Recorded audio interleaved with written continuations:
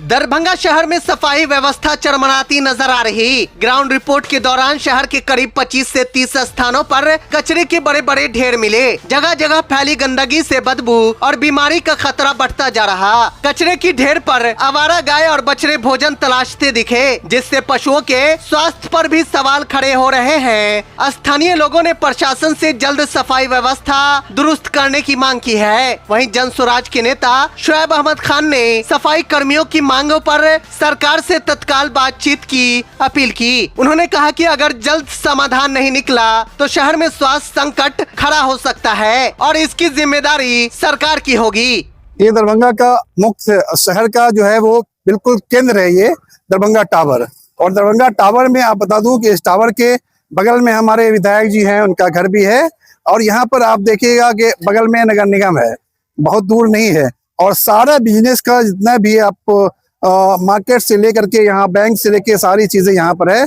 उस जगह का ये हाल है कि ऐसे हालात में दरभंगा शहर के लोग वो किस तरह से जिएंगे। जो टैक्स देते हैं, टैक्स भी मैं समझता हूँ कि हमेशा बढ़ता रहता है। पिछली बार मैंने देखा कि 50% फिर 10% बढ़ाया गया।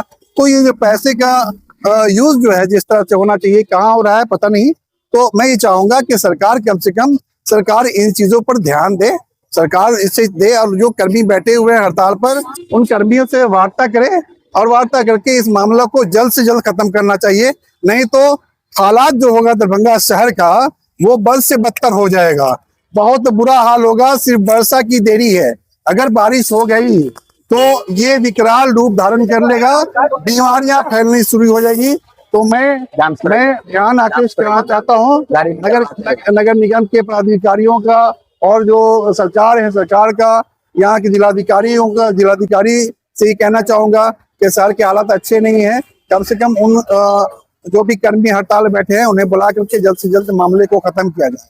और सफाई जो है ये बहुत ही जरूरी चीजें हैं। अब देख लीजिए कि हम जब खड़े हैं यहाँ पर तो इतनी बदबू आ रही, कह नहीं सकते हैं। यहाँ पर आप देखते होंगे ये छोटे दुकानदार से अपने रोजी रोटी को चलाने के लिए इस कचरे के ढेर में बैठे हुए हैं।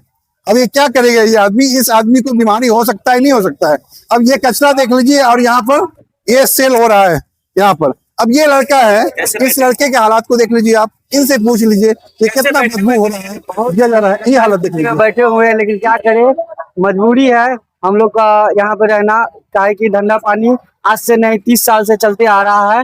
यहीं पे हम लोग धंधा करते हैं, अपना बिजनेस करते हैं कच्चा सौदा का। बहुत गंदा स्मेल कर रहा है, फिर भी मजबूरी है बैठना। और बहुत कस्टमर तो वापस आके भी चले जाते हैं। देख लिया ये हालात है। और ये दरभंगा टावर का जब ये हाल है तो आप जाके देख लीजिएगा, ये 3 नंबर नाका जो है वहां पर गाय मरी हुई है। और गाय मरी हुई है, इतना बदबू है, इतना बदबू है कि मैं कह नहीं सकता हूँ। अब वहां को देखने वाला नहीं है। फिर आखिर वहां पर आने वाले लोगों का क्या हाल होगा? उनके घर में बीमारियां फैलेगी, उसको देखने वाला कौन है? मैं आपके माध्यम से गौरक्षकों से भी कहना चाहूंगा, जो गाय के संरक्षण की बात करते हैं, गाय माता है, माता का हालत देख लीजिएगा आप। यहाँ से ये हालत देख लीजिए कि आप जहां भी कचरे में जाइएगा, हर कचरे के ढेर पर गाय खड़ी है। तो मैं चाहूंगा कि इस माता का सम्मान होना चाहिए। इनको जो यहाँ पर इस बगल में ही, इस टावर से बगल में ही गौशाला है, बहुत दूर नहीं है।